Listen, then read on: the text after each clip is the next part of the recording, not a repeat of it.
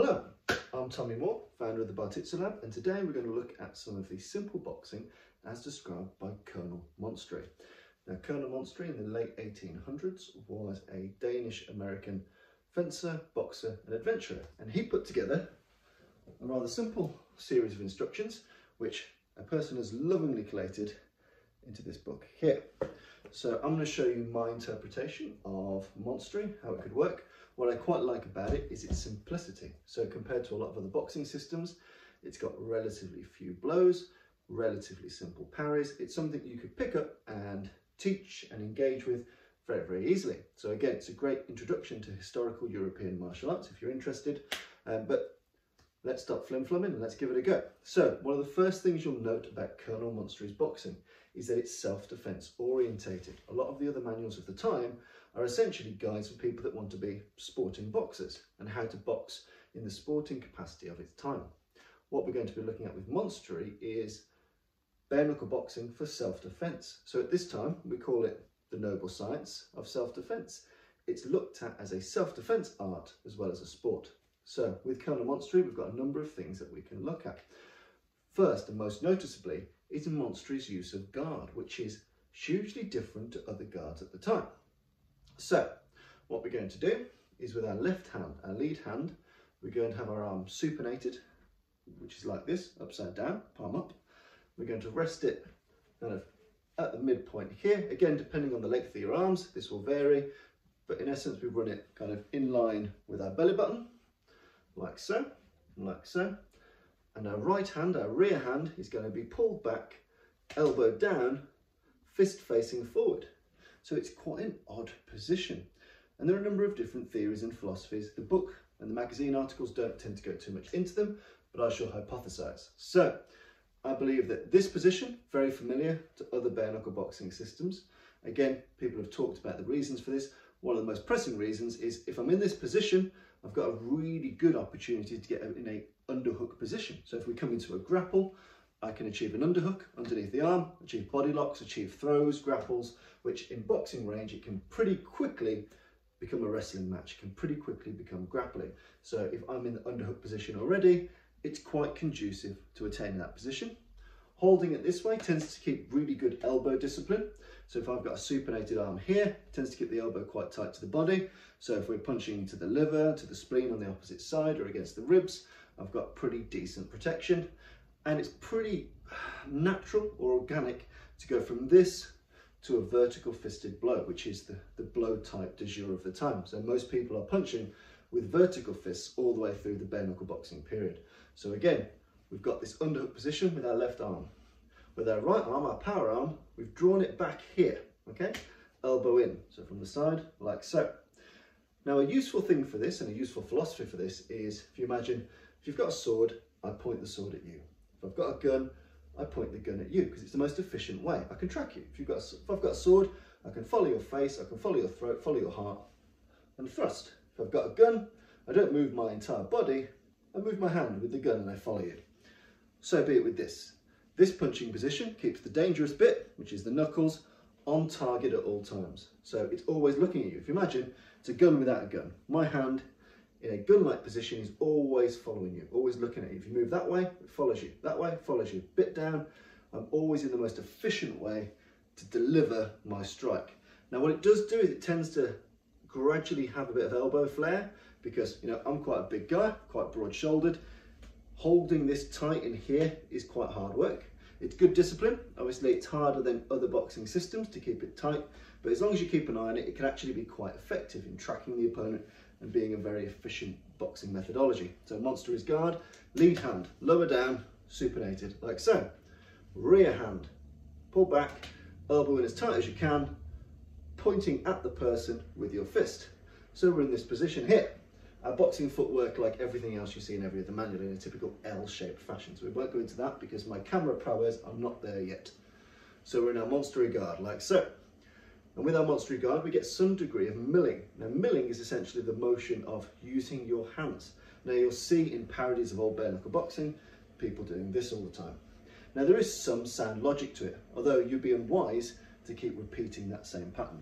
So milling is essentially the notion of, if my hands are in motion, they can get to faster motion faster.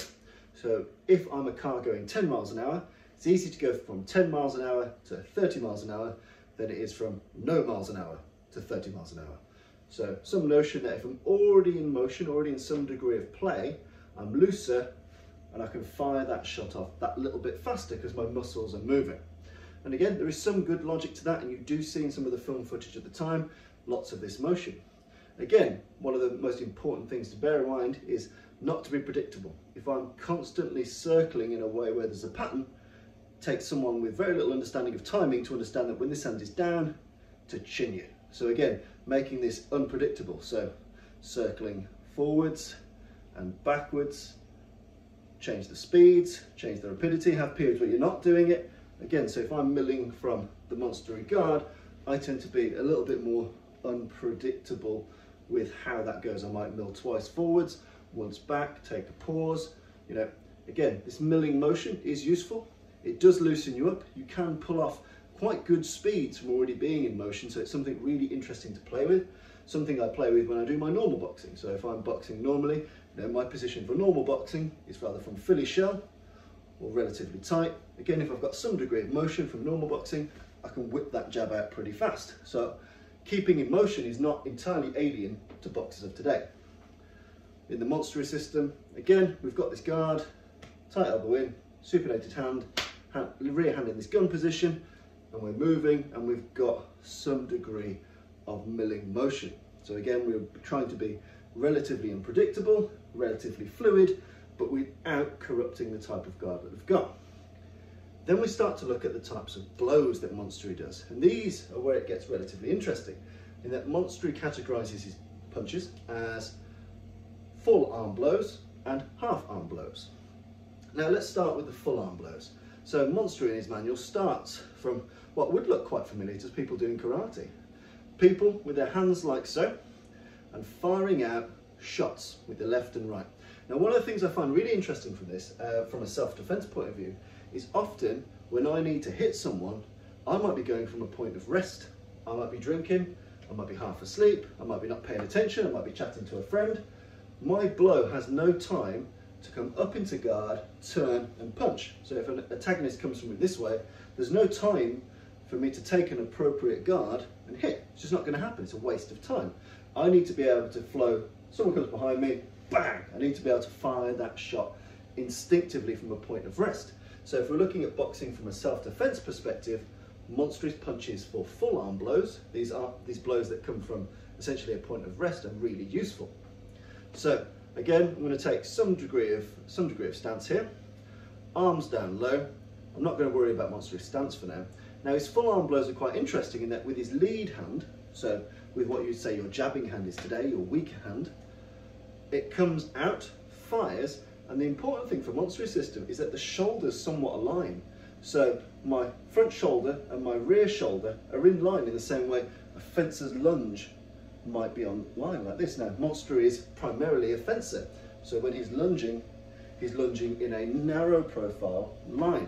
So he takes us through to his boxing. So we've got this guard here, but we've still got this kind of quasi stance here just for the exercise, and he has the hands about here, and he does a full arm blow with the left hand, keeping the elbow in tight, forward, forward, forward, and it hits with a vertical fist, sometimes slightly angled this way. So you see the illustrations, they're somewhat this way. I find as well that particular slant here just makes it more forgiving in fitting into the neck, behind the ear, nasty self-defense boxing places. So from here, it's full arm blow, the shoulders would line up, the lead hand would go forward, and it comes out in this vertical fist position.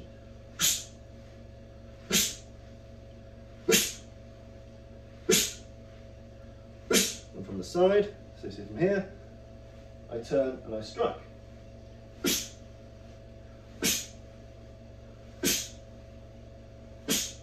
So I can generate pretty good power. So blokey bloke comes from behind, I can turn, and I can fire that shot pretty instinctively.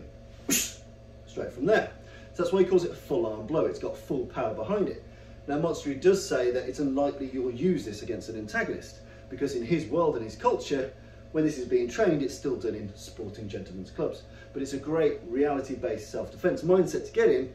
How can I punch from a position of rest as opposed to a position of on guard. And he uses fencing terminology throughout his treatise. So he'd call this his on guard. And in many degrees, it's exactly right. You know, I'm operating this hand like a fencer's sword. This hand is in defense, you know, or for a secondary powerful attack. I'm on guard. Now, another thing I like to do when I'm in this position is track the opponent's face. This hand tracks you wherever you go. So wherever you move, wherever you bob your head, this hand is broadly following you, as is this one. So I treat it almost like I've got two guns, always tracking your head. There's no point in me passively holding up here if your head's down there. You know, in this particular Monstery system, we're always tracking our opponent. We're always following where his head is going to be, where his mark's going to be, his solar plexus, or his liver, or his spleen. As soon as I realise where you are, if your head's over here, I'm already tracking you, and I can fire pretty efficiently from there. But anyway, it's full arm blows from here, fire straight out, align the shoulders. With the rear hand of the full arm blows, essentially describes it like the walking beam of a train. So I've found with these, once I've got that lead off, shoulders aligned, again you've got a slightly bladed profile in this. Again, it could be quite good for evasive boxing. I fire this shot in. My rear hand comes into my centre of mass first. So if you imagine my rear hand is here, it comes into my centre of mass, almost a bit Wing Chun-y if you think about it, into my centre of mass, and it fires out. Now, by nature of the right hand, that squares you up a little bit. I can keep a thin profile with the left hand.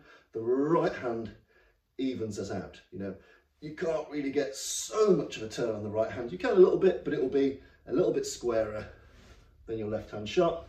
So from here, left hand shot, nice and thin profile. Right hand shot, it's a little bit less. You're still aiming to get the shoulders aligned, but you will square up a little bit naturally. So full arm blows from this position. Left hand, like so. Right hand, like so. From the side, left hand, like so. Right hand, like so. And again, you can work on generating pretty decent power from the torque of the hips. So again, I can do this facing forward, and I can also practice assailants coming from either side. So from my full arm blows, from this position of rest, I can imagine an assailant coming this way, bang, I can hit him with my right hand. I can imagine an assailant coming that way, boom, and I hit him with my left hand. These are pretty natural, powerful scientific blows, all based off fencing theory. So to recap Monstery, we've got a rather unique Monstery guard. We've got a degree of milling in motion, keeping it unpredictable, but tracking the opponent's face, keeping the knuckles on target at all times. Try and keep decent elbow discipline, unless you're a chunky bugger like I am. Practice coming into a position of rest from here, and practice the full arm blows. 1, keeping the shoulders aligned. 2, a little bit squarer, but I'm still angling as much as I can, making good discipline of the line of power. So coming through the centre of my fist, but keeping a vertical fist because it aims and gets into the nooks and crannies of the eyes, the throat, against the chin, and the solar plexus against the liver. So Monstery guard, position of rest, full arm blow left, full arm blow right.